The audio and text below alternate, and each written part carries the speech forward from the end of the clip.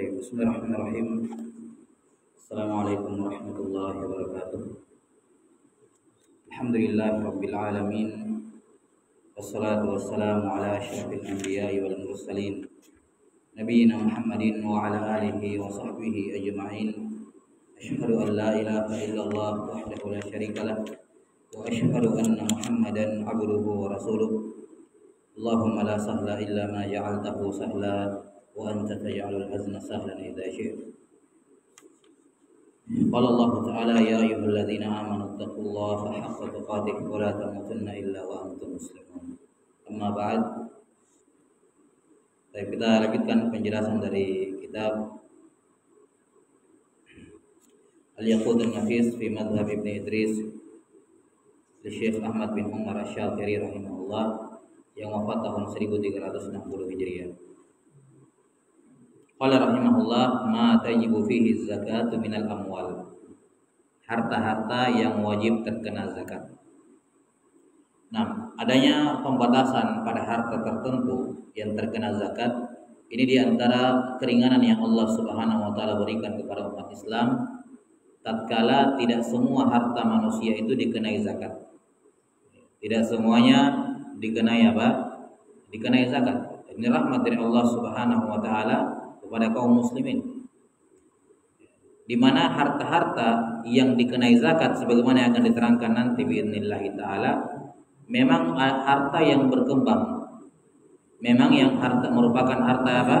Harta yang berkembang pada zatnya ataukah pada nilainya. Pada zatnya ataukah pada nilainya. Ya. Dan memang harta ini dimiliki untuk dikembangkan.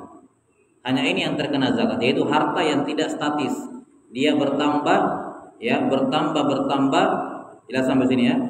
Nah, yang memang dimiliki untuk dikembangbiakan atau dikembangkan. Hanya ini harta yang terkena zakat. Adapun harta yang diam tidak bergerak, maka Islam tidak mengenakan zakat padanya. Seperti tanah, rumah dan semacamnya, kecuali kalau diperjualbelikan. Ya, maka ketika diperjualbelikan berarti ada perkembangan nilai, barulah kena zakat perdagangan seperti yang akan diterangkan nanti. Jadi tidak semua harta dalam Islam itu terkena zakat. Kata penulis rahimahullah, wa tajibu zakatu fi sittatin minal amwal. Harta yang terkena zakat cuma 6 saja. Wajib pada 6 harta, ya, wajib dikeluarkan zakat dari 6 harta, yakni kalau terpenuhi semua syarat-syarat yang akan diterangkan nanti. Di sini disebutkan dulu apa 6 harta tersebut. Yang pertama an-na'am, yaitu hewan ternak. Yang kedua wan naqdain, 2 mata uang, yakni dinar dan dirham. Yang ketiga wal muasyarat, yakni tanam-tanaman dengan ketentuan yang akan disebutkan. Yang keempat wa urudit tijarah, yakni barang yang diperdagangkan, barang dagangan. Yang kelima wal ma'din, barang tambang. Dan yang keenam adalah ar-rikaz, harta karun. Hanya ini saja 6 jenis harta yang kena zakat dalam Islam. Selain daripada 6 ini, tidak ada harta lain yang dikenakan zakat. Kita sebutkan dulu secara global. Disebutkan di sini oleh beliau rahimahullah, yang pertama adalah an-na'am, hewan ternak. Yang dimaksud dengan an-na'am di sini ya hanya 3 saja. Hewan yang diternakkan ya macam-macam, ada kuda, ada ayam, bisa diternakkan. Tapi penyebutan na'am dalam Al-Quran digandengkan dengan bahimah, hewan ternak, yang mana ini mengarah kepada 3 saja, yaitu al-ibil, onta dengan semua macam jenisnya. Kemudian yang kedua sapi, kerbau dengan semua macam jenisnya. Dan yang ketiga adalah kambing, domba dan semua macam jenisnya. Ini saja. Onta dengan semua jenisnya, sapi, kerbau dengan semua jenisnya, kemudian kambing, domba dengan semua jenisnya. Selain daripada ini tidak ada zakat pada hewan ternak yang lain. Tidak ada zakat pada kuda, ya, tidak ada zakat pada ayam dan seterusnya walaupun dikembangbiakan. Ya, wallahu taala alam. Adalah an-naqdain. An-naqdain di sini 2 mata uang. Di mana di zaman dahulu nakat itu kebalikannya pasangan dari ar. Ar itu adalah barang dagangan, kalau nakat adalah uang yang dipakai untuk membeli. Dikatakan naqdain, dua naqad. Karena di zaman dahulu ada mata uang emas yang disebut dengan nama dinar, dan yang kedua mata uang perak yang disebut dengan dirham. Jadi memang nilainya itu setara dengan emasnya. Memang dari emas murni itu uang logamnya, dari perak murni itu uang logamnya. Di mana nilainya memang setara dengan nilai kadar emas yang terdapat dalam logam tersebut. Tidak seperti kita uang sekarang, uang tembaga ditulis 500 over nilai 500, padahal nilainya tidak. Ada kertas plastik ditulis 100.000, kita semua sepakat anggap 100.000, nilainya 100.000. Padahal kertas itu tidak sampai 100.000 nilainya. Paham ya? Nah, itu kelemahan uang-uang di zaman modern. Jadi jenis barangnya, bahan bakunya tidak setara dengan nilai yang tertulis di uang tersebut. Beda zaman dahulu. 1 dinar memang setara dengan emas yang terdapat di dalamnya. 1 dirham juga demikian. Nah, jadi yang terkena zakat adalah an-naqdain. An-naqdain di sini adalah emas dan perak secara mutlak. Baik emasnya itu dalam bentuk logam, uang, ataukah masih dalam bentuk batangan, ya, dalam bentuk batangan, ya kan, dibentuk batang, ataukah dalam bentuk, ya, kalau misalnya sekarang ada emas yang di per koin gitu ya, ya. Ringgit semuanya. Nah, demikian pula perak.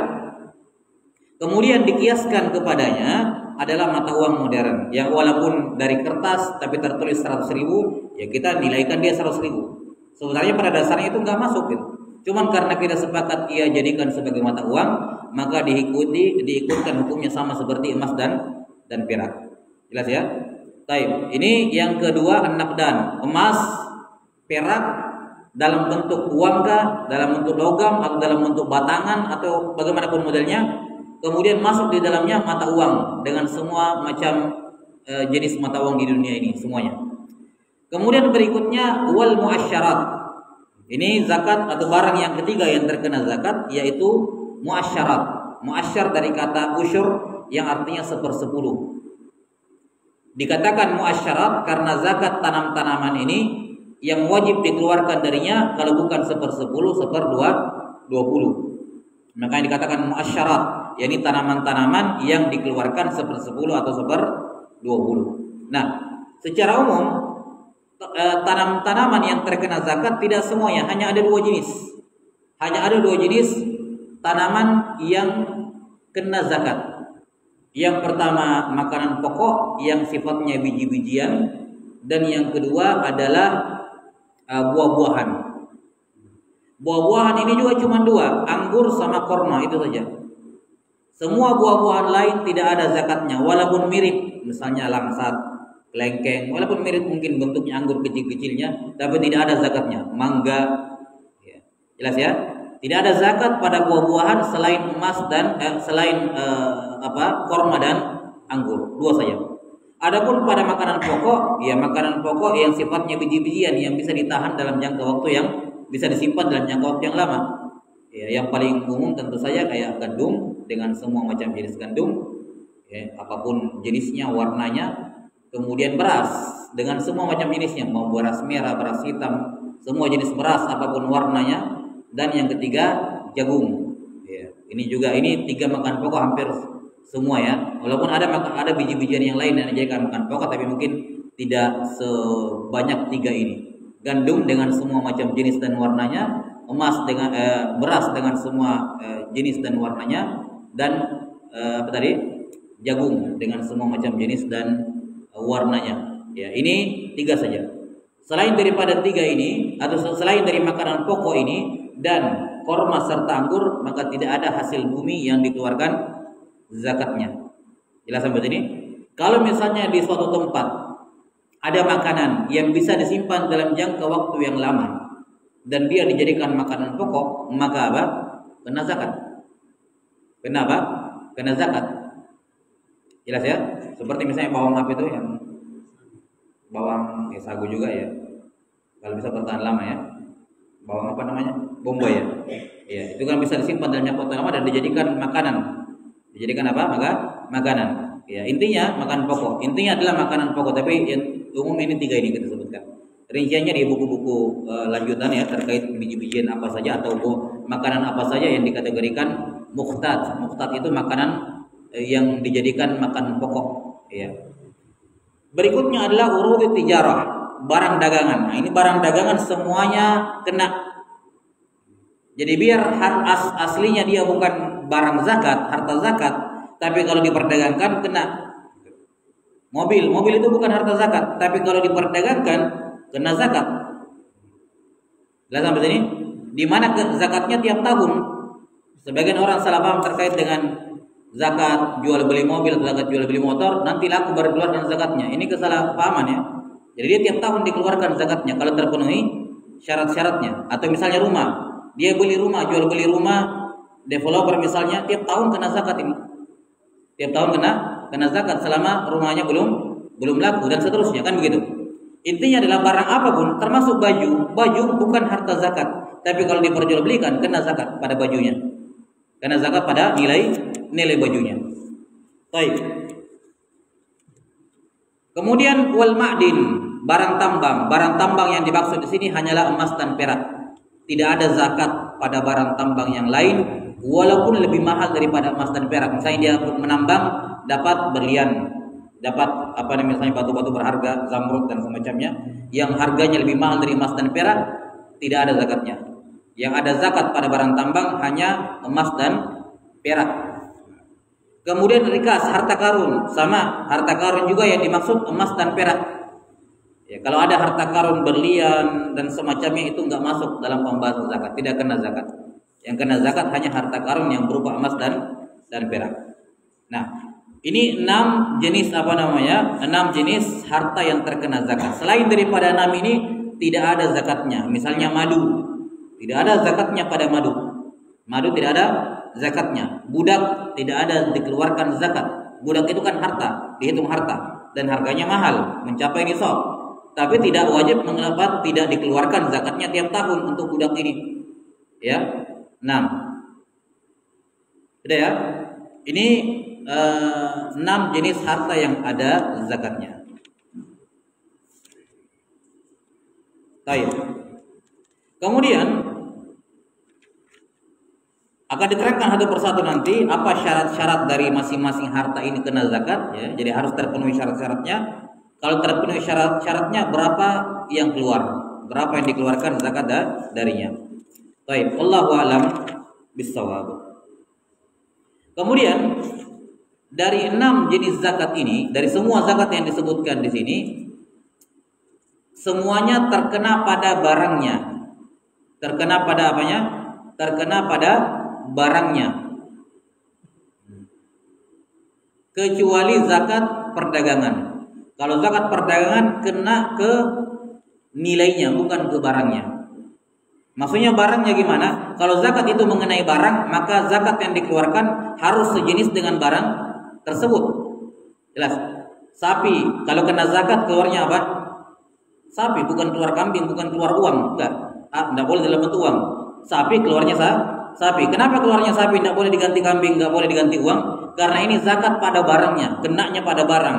Maka zakat yang keluar harus sejenis dengan barang. Zakat kambing keluarnya kambing, kan begitu. Ya. Zakat apalagi emas keluarnya emas, zakat perak keluarnya perak, zakat uang keluarnya uang. Gitu. Ya. Zakat beras keluarnya beras, bukan beras dikasih keluar jagung misalnya, atau dikeluarkan dalam bentuk uang. Enggak. Kenapa? Karena ini semua kena ke apanya? Ke zatnya, ke barangnya. Kecuali zakat perdagangan. Zakat perdagangan itu yang dikenai bukan barang dagangannya tapi nilainya. Makanya kalau orang jualan baju keluarnya uang, bukan keluarnya baju. Jelas ya? Jual beli motor, mobil misalnya keluarnya bukan mobil atau motor, keluarnya uang, kan gitu. Kenapa? Karena zakat pada perdagangan mengenai apanya? Nilai harta, nilai barang, bukan ke barangnya, bukan ke zat barangnya. Ya, wallahu taala alam bisawab. Ini 6 jenis zakat, kemudian beliau 6 jenis harta yang terkena zakat, kemudian beliau rahimahullah mulai masuk ke menjelaskan jenis zakat yang pertama. Qala rahimahullah syurut wujubi zakatin na'am. Syarat wajibnya zakat hewan ternak. Qala rahimahullah syurut wujubi zakatin na'am. Syarat wajib zakat hewan ternak. Ini syarat wajib terkait dengan apanya? terkait dengan hewannya, terkait dengan barangnya. Kemarin telah berlalu syarat wajib zakat terkait dengan muzakkinya, orang yang wajib bayar zakat. Muslim, merdeka, memiliki harta tersebut secara sempurna, diketahui secara jelas siapa pemiliknya dan dipastikan keberadaannya. Ya, ini zakat, syarat wajib zakat pada muzakki, pada orang yang mengeluarkan zakat. Nah, sekarang akan dibahas satu persatu sebagai tambahan dari syarat muzakki, syarat untuk setiap dari masing-masing dari zakat ini. Dimulai dengan syarat wajib zakat pada hewan ternak. Qala rahimahullah, syurutu wujubi zakatin na'am wa hiyal ibil wal baqar wal ghanam arba'ah. Syarat wajibnya zakat pada hewan ternak yaitu onta, sapi dengan semua macam jenisnya termasuk kerbau, ya, kambing dengan semua jenisnya termasuk domba. Syarat wajibnya itu ada 4. Syarat wajibnya ada 4. Iya. Syarat yang pertama kata beliau rahimahullah an-nisab, harus mencapai nisab. Harus mencapai nisab. Nah, dikatakan oleh Nabi SAW dari hadis Anas bin Malik. Nah, atau surat yang ditulis oleh Abu Bakar As-Siddiq ya kepada Anas bin Malik, laisa fi maduna khamsi dzudin sadaqah. Tidak ada zakat pada onta yang di bawah 5 ekor. Tidak ada zakat pada onta yang kurang dari 5 ekor. Maka ini jelas pada hewan ternak ada batas paling minimal. Ya, yang dinamakan apa? Nisab. Kapan mencapai itu maka mulai kena zakat. Akan datang di bab berikutnya penyebutan nisab zakat hewan ternak ini. Zakatnya, nisabnya kambing berapa, onta berapa dan seterusnya. Tapi secara umum untuk onta paling minimalnya 5 ekor sudah ada zakat. Ini haul nisab paling rendah pada onta 5 ekor. Kapan ada orang punya onta 5 ekor dengan terpenuhi semua syarat maka keluar zakat. Jelas ya, berapa zakatnya? 1 ekor kambing. 1 ekor kambing yang genap berumur berapa? Genap berumur 2 tahun masuk tahun ketiga. Tidak boleh, tidak sah keluar kalau kambingnya cuma 1 tahun. Ya, atau kambingnya belum genap 2 atau jalan 2 tahun, tidak sah. Harus kambingnya itu genap berumur 2 tahun masuk di hari ketiga, di tahun ketiga. Walaupun hari pertama di tahun ketiga. Ya. Jadi kalau lihat ontanya 5 ekor, keluar 1 kambing. Saya tidak punya kambing ya, udah beli kambing. Jelas ya? Kambingnya harus genap berumur 2 tahun dengan perhitungan komariah tentu saja, ya, dan masuk tahun ketiga. Kalau tidak ada kambing, dia ada domba boleh. Domba itu genap 1 tahun masuk tahun kedua. Boleh. Jadi domba bisa lebih muda umurnya. Domba 1 tahun genap masuk tahun kedua. Boleh juga domba umur 6 bulan, yang penting gigi depannya sudah copot. Sudah boleh 6 bulan. Akan diterangkan nanti biidznillah. Ini nisab paling minimal onta 5 ekor. Pada sapi nisab paling minimal 30 ekor. Jadi tidak ada zakat kalau kurang 30 ekor. Kapan genap 30 ekor sapi? Keluar satu ekor sapi. Jelas ya? Keluar 1 ekor sapi, jantan atau betina. Dengan umur berapa? Genap satu tahun masuk tahun kedua. Masuk tahun kedua.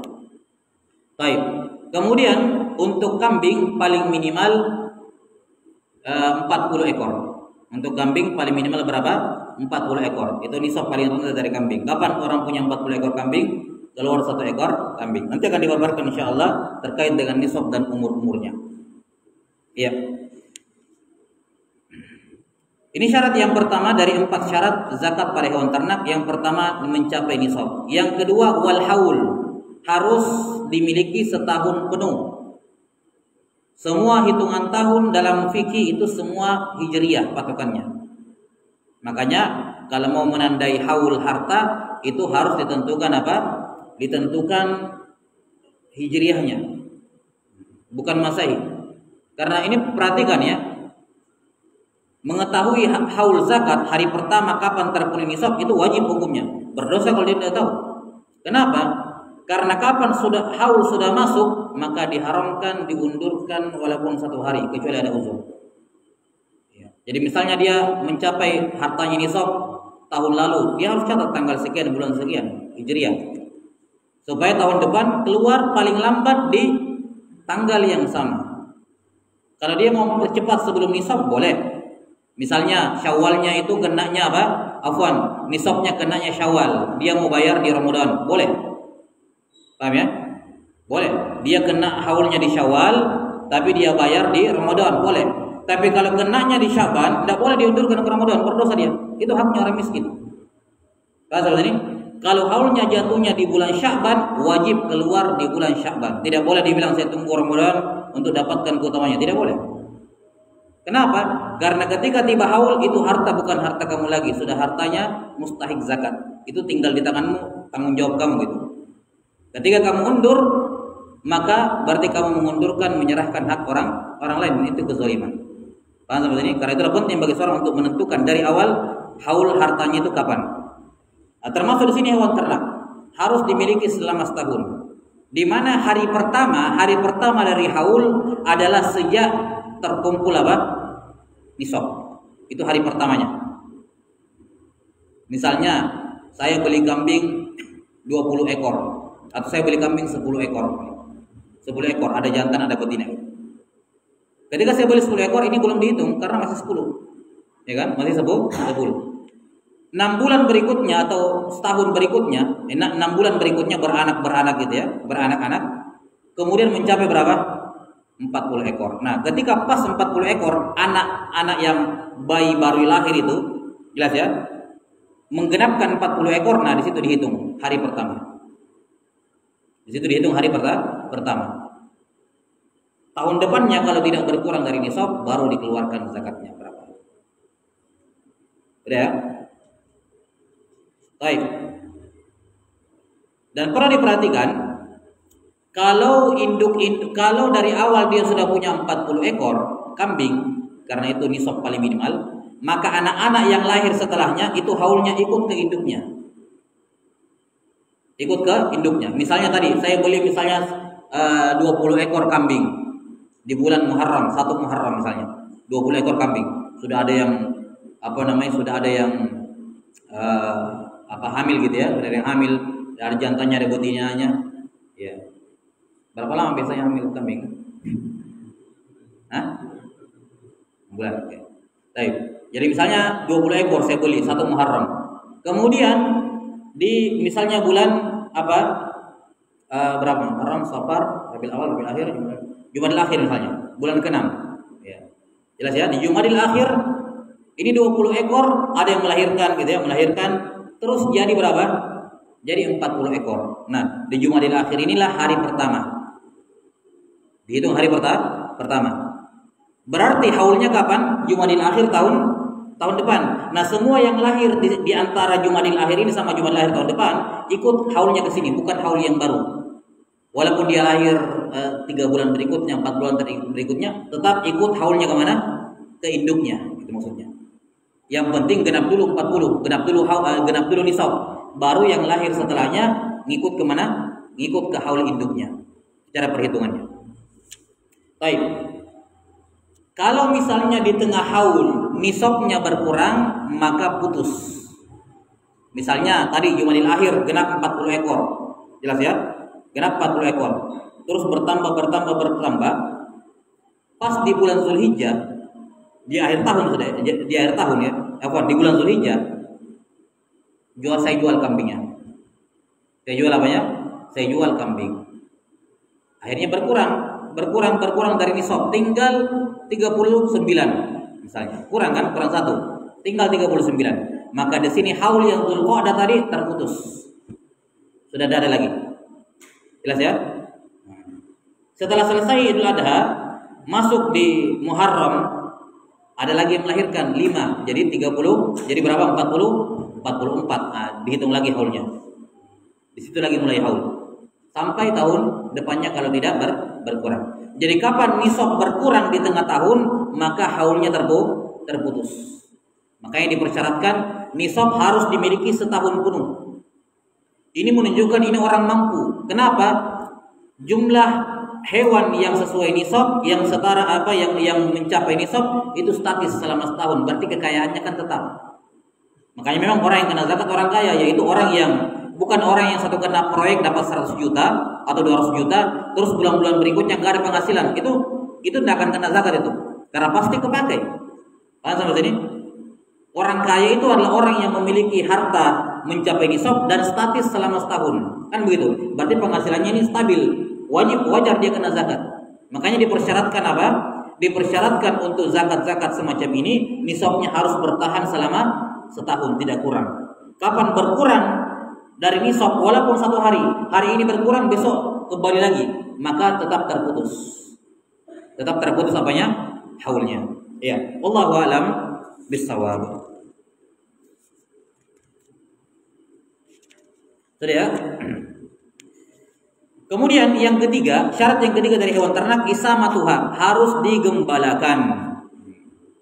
Digembalakan maksudnya di sini digembalakan di isamatuha kullal haul ya. Digembalakan di padang rumput yang mubah, di rumput yang mubah, fi kalain mubah. Maksudnya apa? yakni digembalakan ya, dibawa keluar ke padang rumput dan tidak ada biaya berarti yang dikeluarkan. Misalnya itu padang rumput dia sendiri ya, atau rumput dia sendiri di tanah dia sendiri, tinggal dia giring ke sana makan, itu punya dia sendiri. Atau mungkin punyanya orang tapi bayarnya cuma misalnya 5.000 sebulan atau 5.000 per pekan, berarti 20.000 per bulan. Itu kan remeh sekali dibandingkan hasilnya, kan begitu. Ini juga kena zakat. Beda kalau misalnya dia beli rumput dibawa ke kandang, maka di sini tidak kena zakat. Biar 1.000 ekor kambingnya, ya, biar ratusan ekor sapinya, tidak kena zakat. Kenapa? Karena tidak digembalakan, dia dikandangkan, baru dikasih makan. Ya, rumputnya dibeli. Jelas sampai sini? Rumputnya dia beli. Atau kalaupun rumputnya dia tidak beli, dia keluarkan biaya pengangkutan. Ini keluar keluar biaya. Paham ya? Biaya pengangkutannya lumayan berat, besar misalnya. Mau pakai mobil, mau pakai bensin juga. Nah, yang seperti ini tidak ada zakatnya. Jelas ya? Baik. Kemudian dikatakan di sini adalah kullal haul, sepanjang tahun. Jadi kalau misalnya 6 bulan digembalakan, 6 bulan dikandangkan, 6 bulan makan rumput gratis, 6 bulan rumputnya dibeli dengan harga yang lumayan, maka tidak ada zakat padanya. Jadi pengembalaan ini berlangsung berapa? Setahun. Paham ya? Wallahu taala alam bisawab. Dan para fuqaha mengatakan kalaupun kurang hanya diberikan uzur sekitar 2 hari.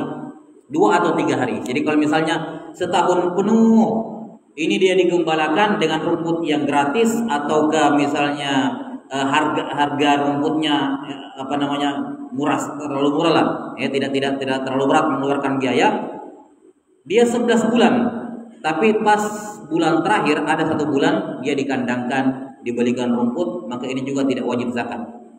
Jelas ya? Jadi harus digembalakan setahun penuh qamariyah, setahun penuh. Kalaupun ada yang hari di mana dia tidak digembalakan, maka sebagian mengatakan maksimal cuma 2 hari. Para fuqaha hanya mengatakan apa? Maksimal cuma 2 hari. Kapan sampai 3 hari atau 4 hari, maka tidak ada zakat padanya. Ini penting. Baik, wallahu taala alam bissawab. Sudah ya? Karena itulah misalnya kalau masalah kayak tadi ya, misalnya sudah 11 bulan 20 hari. 11 bulan 20 hari digembalakan. Terus 10 terakhir dari haul dia dibelikan rumput, gara-gara rumputnya habis, dia terpaksa beli rumput, dibawakan ke kandang dan seterusnya, maka ini menggugurkan semuanya, tidak wajib bayar zakat. Ya, wallahu alam bissawab. Hal ini berdasarkan hadis Anas bin Malik radhiyallahu an, wa fi sadaqatil ghanam fi sa'imatiha idza kanat arba'in ila isyrina wa mi'atin syah. Zakat pada kambing kalau dia digembalakan. Jelas ya? Nah, kalau dia digembalakan. Ya, wallahu a'lam bissawab. Kemudian syarat yang terakhir dari syarat hewan zakat pada hewan ternak, wa kaunuha ghairu amilah. Tidak boleh hewan ternaknya dipekerjakan. Tidak boleh dipekerjakan. Kalau misalnya dia punya sapi 30 ekor, kena zakat enggak? Secara nisab kena ya, 30 ekor kan minimal sapi. Tapi ada 1 ekor dari 30 itu dipekerjakan untuk mengangkat barang, menarik misalnya gerobak atau yang semacamnya gitu ya. Maka ini yang satu enggak terhitung, berarti dia cuma punya berapa? 29 afwan. Sapi 30 ya. 30. Misalnya dia punya 30 sapi, tapi 1 ekor dipakai untuk membajak sawah. Maka tidak ada zakat padanya karena cuma 29 yang dihitung. Yang bekerja ini enggak dihitung. Jelas ya? Atau misalnya apa? Kambing satunya disewakan untuk difoto-foto, jadikan foto misalnya, atau sapi gitu ya. Ya, atau onta dia punya 5 ekor, satunya disewakan untuk ditunggangi, bayar ya, disewakan. Nah, ini berarti cuma dihitung 4, yang satu enggak dihitung karena dipekerjakan. Iya. Sebagaimana dalam hadis Ali bin Abi Thalib, laisa fil baqaril awamil syai'. Tidak ada zakat sama sekali pada sapi yang bekerja, yakni yang kayak membajak sawah atau mengangkat air, ya, mengangkat air dan seterusnya. Wallahu a'lam bissawab. Ya, ini selesai 4 persyaratan pada hewan ternak, zakat hewan ternak. Jadi yang pertama mencukupi nisab. Sudah kita sebutkan nisab paling minimal dari 3 jenis ini. Kerbau sama dengan sapi, domba sama seperti kambing. Kemudian yang kedua haul. Nisab tersebut atau hartanya hewan ternaknya tidak pernah berkurang dari nisab sepanjang tahun Qamariyah. Yang ketiga harus digembalakan ya sepanjang tahun dengan kala'in mubah. Dengan kala apa? Yang mubah. Ya. Dengan rumput yang apa? Mubah. Artinya begini, kalau dia gembalakan di padang rumputnya orang tanpa izin, itu tidak terhitung kena zakat. Kenapa? Karena dia wajib keluarkan uang membayar rumputnya orang. Karena dia mencuri rumputnya orang, kan begitu ya. Ya. Jadi kalanya harus mubah. Mubah artinya mungkin punya dia sendiri, ataupun kalaupun dia beli, ya, atau mungkin dia dihibahkan, dikasih gratis gitu. Ataukah mungkin beli tapi biayanya tidak terlalu besar kalau mau dibandingkan dengan hasil penjualannya. Nah, maka ini juga masih kena dalam syarat salimah. Kemudian yang terakhir adalah kaunuha ghairu amilah. Ya, tidak boleh hewan yang bekerja. Wallahu a'lam bishawab.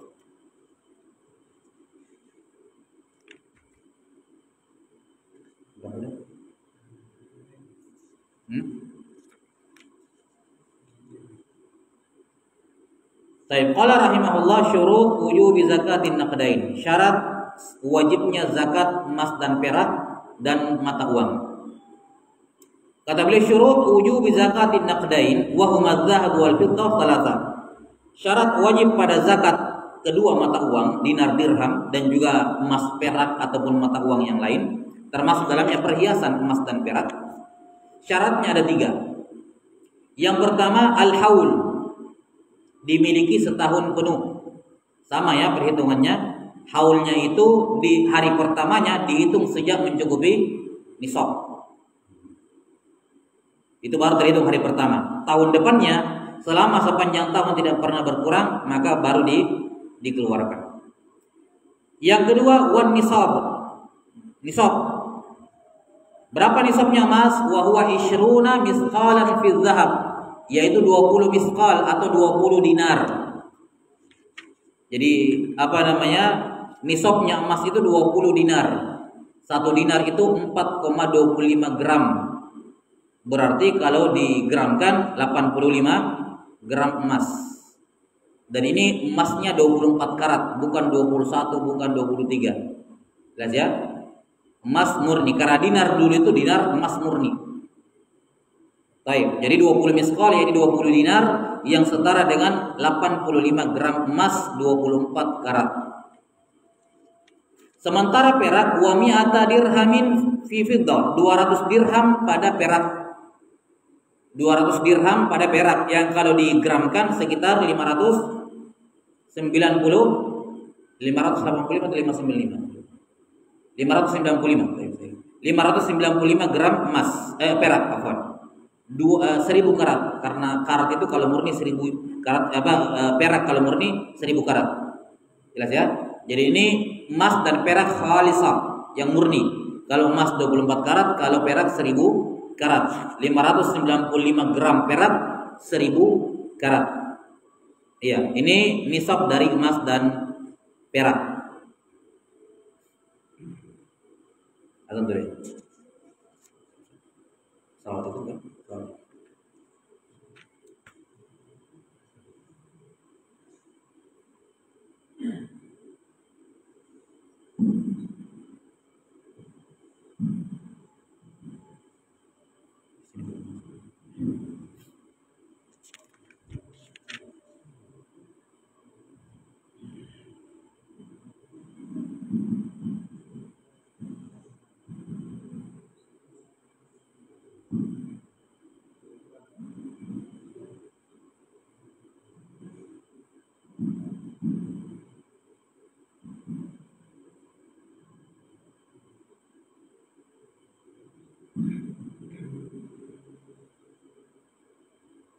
Allahu Akbar, Allahu Akbar.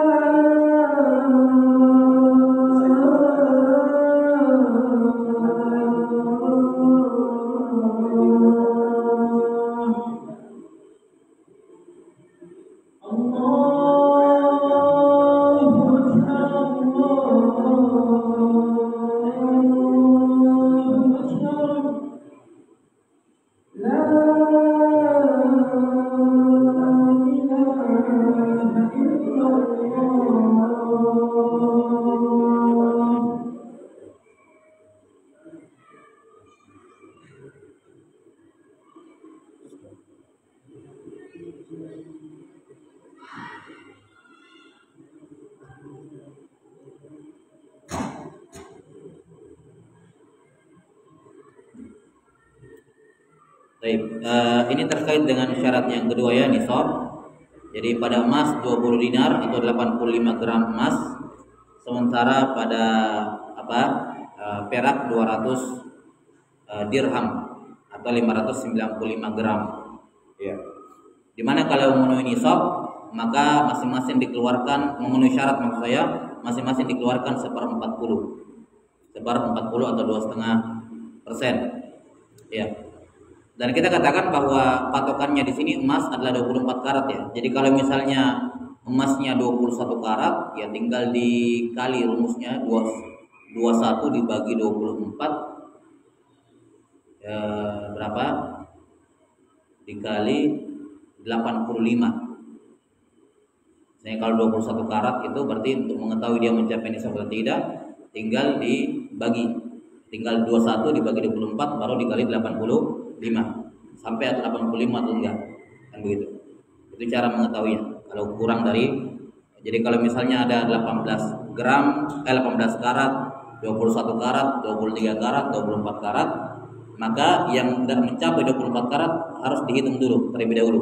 Jadi karatnya berapa dibagi 24 baru dikali 85. Baru dikali 85. Ya. Contoh saja misalnya emas yang banyak tersebarkan 21 karat. Kalau coba dihitung 21 dibagi 24 dikali 85, hasilnya berapa itu? Nah, berarti jadi kalau misalnya ada orang punya emas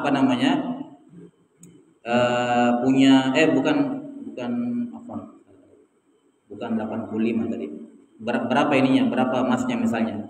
Berapa gram emasnya dia? Dari 21 karat itu berapa gram emasnya? Itu kan juga menentukan. Hah? Iya.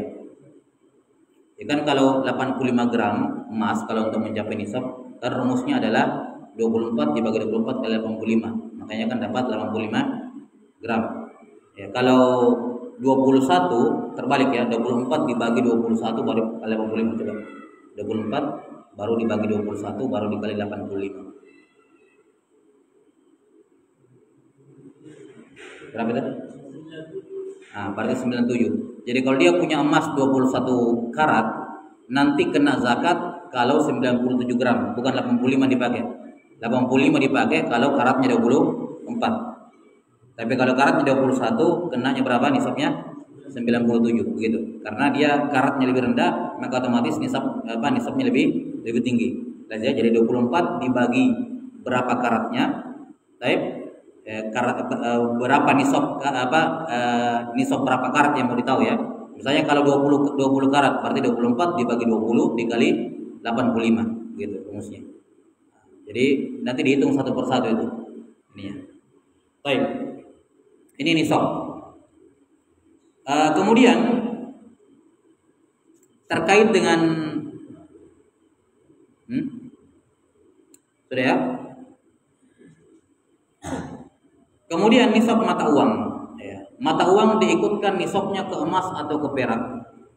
Pendapat mayoritas ulama dari kalangan Hanafiyah, Malikiyah, Syafi'iyah itu uang diikutkan ke nisabnya emas, bukan diikutkan ke nisabnya perak. Ya, jelas ya. Pendapat Hanabilah mengatakan diikutkan ke nisab perak. Makanya rata-rata fatwa ulama Saudi pasti mengikutkan nisab uang ke perak karena memang mazhabnya Hanabilah. Tapi pendapat mayoritas ulama diikutkan kemana? Ke emas, dan ini yang lebih tepat. Kenapa? Karena beberapa alasan. Alasan yang pertama bahwasanya nilai emas lebih stabil dibandingkan perak.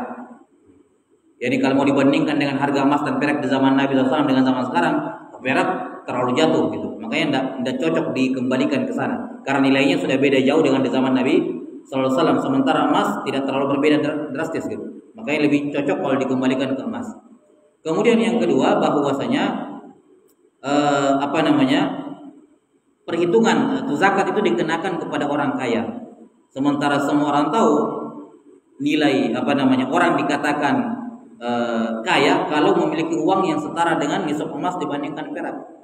Karena kalau emas misalnya 1 gram 24 karat harga 1 juta, misalnya itu pun sekarang 1 juta lebih ya.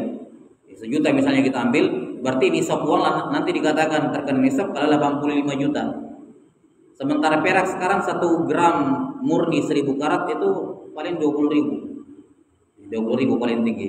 Tinggal 20.000 dikali 595 itu paling cuma 6-7 jutaan. Ya, kan gitu. Yang mana yang kaya, yang punya 85 atau 7 juta? Ya kan jelas beda.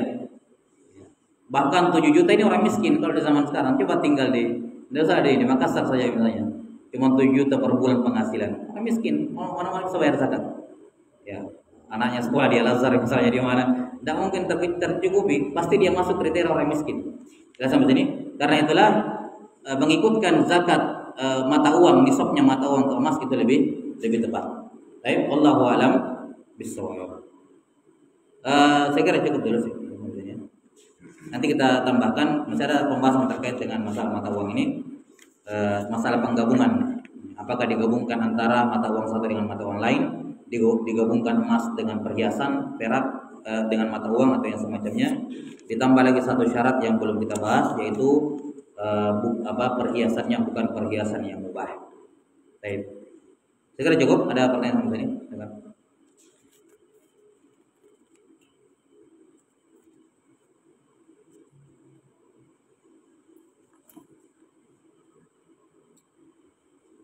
Nah, nabi sallallahu alaihi Muhammadin wa ala alihi wasallam. Subhanakallahumma bihamdik, asyhadu an la ilaha illa anta astaghfiruka wa atubu ilaik. Alhamdulillahirabbil alamin. Assalamualaikum.